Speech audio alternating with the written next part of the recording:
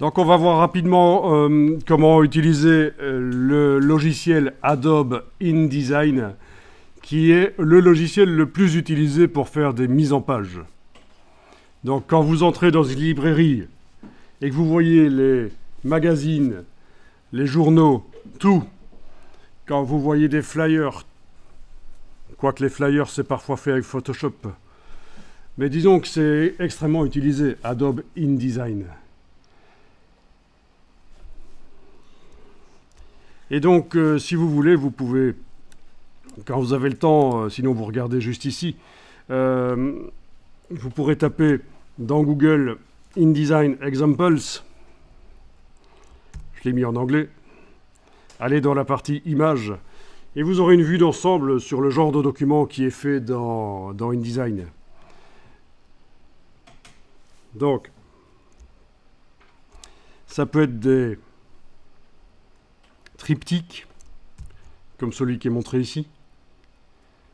Donc, un document qui se plie en trois. Ça peut être des magazines. C'est vraiment tout, en fait. C'est très souple, en fait, comme logiciel. Par rapport à un logiciel comme Microsoft Word, ici, on sait faire beaucoup plus de mise en page audacieuse, avec des placements d'éléments vraiment comme on veut. Vous allez pouvoir le remarquer assez vite. Donc il y a plein d'éléments, d'exemples qui sont montrés là, de ce qu'il est possible de faire avec Adobe InDesign. On va directement, rapidement. Donc une bonne idée, ce serait peut-être de remettre à zéro InDesign au moment où vous le démarrez, comme on avait fait pour Photoshop, parce qu'il y a peut-être des utilisateurs précédents qui ont utilisé le logiciel avant, et peut-être qu'il y a des choses qui ont été modifiées. Donc l'astuce, c'est d'enfoncer. Donc par rapport à Photoshop, c'est un peu plus compliqué. Dans Photoshop, on avait la possibilité d'aller cliquer un bouton dans Photoshop et puis le redémarrer et puis se remettre à zéro. Mais ici, c'est au moment du démarrage du logiciel, il va falloir enfoncer 3 touches au clavier. Alors, les 3 touches qu'il va falloir enfoncer. Ah oui, c'est vrai que c'est pas évident ici. Voilà, vous allez devoir enfoncer la touche CTRL, la touche ALT et la touche SHIFT, la touche majuscule en même temps. Donc CTRL, ALT, SHIFT. C'est les 3 touches qu'il va falloir enfoncer sur le PC. Donc, il faut que InDesign ne soit pas déjà lancé. Il faut qu'il ne soit pas déjà lancé. S'il est déjà lancé, vous devez le quitter. Il va falloir mettre les doigts au-dessus des 3 touches, mais sans enfoncer encore. Juste prêt à enfoncer. Écoutez bien. Il va falloir cliquer sur l'icône pour démarrer InDesign et juste après, une fraction de seconde après, enfoncer les touches et les garder enfoncées. Allez-y.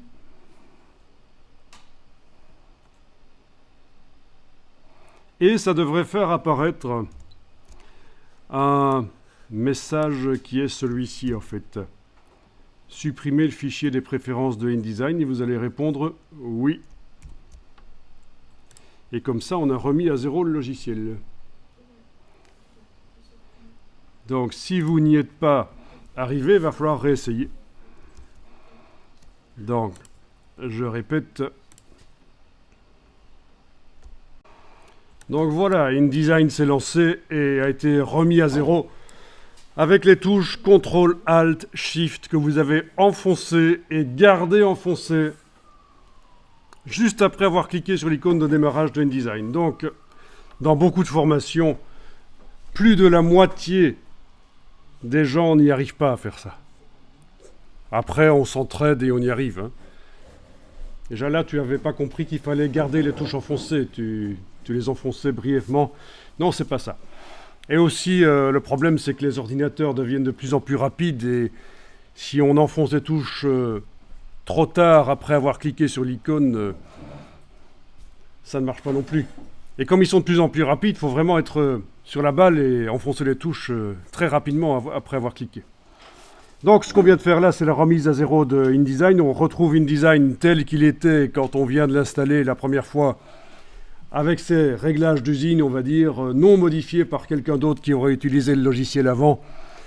Et ça, c'est parfait. Et bien sûr, vous ne devrez pas le faire les jours suivants de la formation. Logique. Alors, ceux qui, un jour, peut-être, voudraient faire ça sur un Mac, ce sera 4 touches qu'il faudra enfoncer. CTRL, ALT, commande et majuscule. Ça, c'est particulier. CTRL, ALT, commande, majuscule, 4 touches pour arriver à faire ça sur le Mac. Donc sur le Mac, la touche commande ressemble à une touche où il y a le mot CMD dessus, comme commande. CMD, commande. Bien alors ici, sur le Mac, puisque je suis sur un Mac, sur le Mac, je vais aller dans le menu fenêtre, décocher l'option cadre de l'application. Sur le PC, vous n'avez pas ça. Voilà. Pour la suite, ça va faire en sorte que InDesign sera comme sur le PC avec les palettes qui collent de chaque côté de l'écran en version non flottante. C'est parfait. Vous pouvez tester la création d'un nouveau fichier. Vous cliquez sur Nouveau fichier. Voilà. Il vous propose différents onglets. Vous pouvez aller vers Impression. Alors au passage, vous voyez que InDesign est capable de faire aussi des documents pour le web, des applications pour les appareils mobiles. Donc ça n'est pas que pour les choses imprimées. Mais en général, quand on apprend InDesign, on commence par apprendre à faire des documents pour l'impression. Et puis après, on adapte éventuellement si on veut aller plus loin. Bon, il vous propose de l'A4 verticale. Pas de problème. Vous cliquez sur Créer. Ceci dit, vous avez déjà une possibilité d'apercevoir le document avec la case aperçue, de l'apercevoir derrière avant même de cliquer sur Créer. Mais dans ce cas-ci, ça ne nous intéresse pas trop. Vous allez cliquer sur Créer.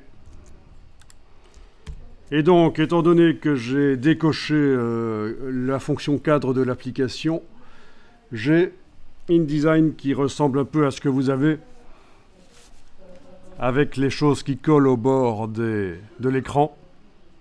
Vous avez certainement la palette des outils en une colonne comme ça.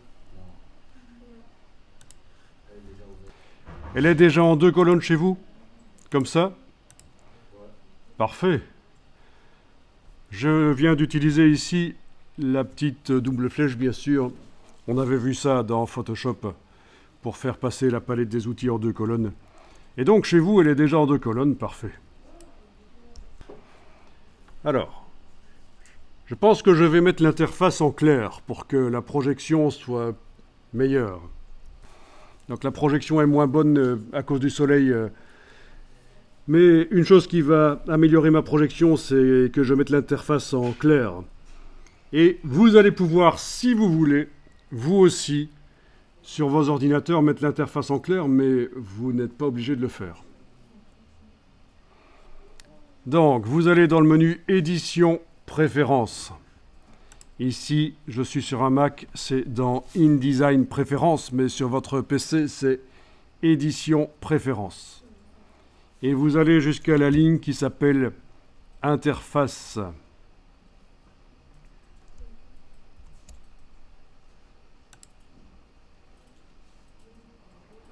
Et là, vous allez pouvoir choisir le type d'interface que vous voulez.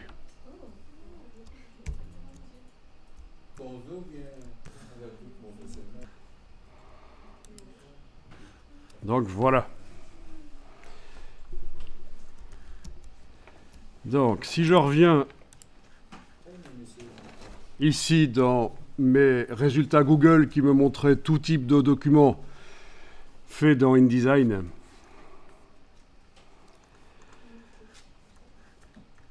Je vais pouvoir vous montrer qu'on va faire un type de document particulier à la fin, ici, durant la formation. C'est ce qu'on appelle une charte graphique. Est-ce que vous avez déjà entendu parler de charte graphique? Donc, quand vous avez créé un logo, c'est un document qui explique comment les gens dans l'industrie doivent utiliser ce logo. Par exemple, des vendeurs dans un magasin, comment ils doivent utiliser le logo et ne pas l'utiliser. Ou d'une manière générale, quand on utilise le logo dans une mise en page, comment on doit l'utiliser ou ne pas l'utiliser. Et donc nous, on va faire à la fin une mise en page, justement, d'une charte graphique qui explique comment utiliser le logo. Alors, vous pourriez aller dans Google aussi et vous tapez charte graphique. Et vous allez voir des exemples de chartes graphiques pour différents logos. Alors, on ira plus en détail là-dedans, mais vous avez déjà une vue d'ensemble là de différentes chartes graphiques. Donc c'est un document qui explique comment on utilise le logo. Donc c'est un document professionnel, c'est pas à destination du grand public, c'est vraiment un document fait par le professionnel qui a créé le logo pour d'autres professionnels qui vont utiliser le logo.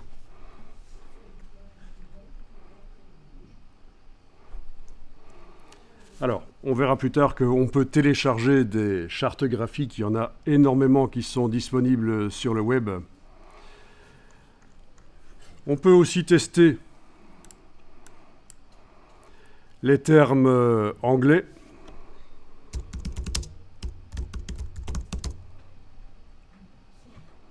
Donc, si vous tapez ceci, Brand Guidelines, c'est la même chose, mais en anglais. Là aussi, vous allez tomber sur des exemples. Et bien sûr, si on clique sur une icône, là, dans les résultats, il y a parfois la possibilité de télécharger le document, la charte graphique sous forme de PDF. Voilà. Vous avez aussi quelques articles qui vous parlent des chartes graphiques. Bon, c'est souvent en anglais. 10 exemples de chartes graphiques pour vous inspirer. Donc c'est quand même quelque chose d'assez connu dans l'industrie graphique.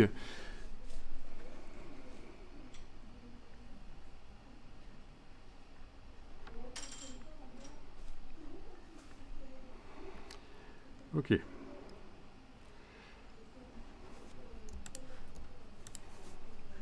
Les liens sont fournis. Ah oui, la charte graphique peut bien sûr également être sous forme de site en ligne, éventuellement. Ce n'est pas nécessairement un document papier, la charte graphique. Donc voilà, vous avez les interdictions, notamment qu'est-ce qu'il ne faut pas faire avec le logo, comment est-ce qu'il ne faut pas le modifier, etc. D'autres termes qui vont vous amener vers des résultats.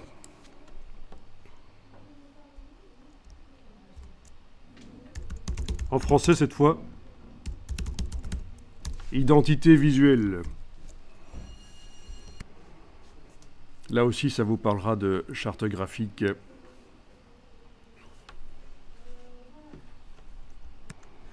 Ou en anglais.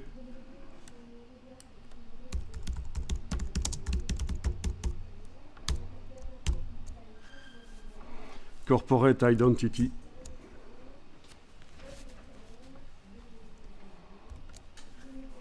Comme ça, vous voyez un peu quel type de document vous pourrez faire à la fin.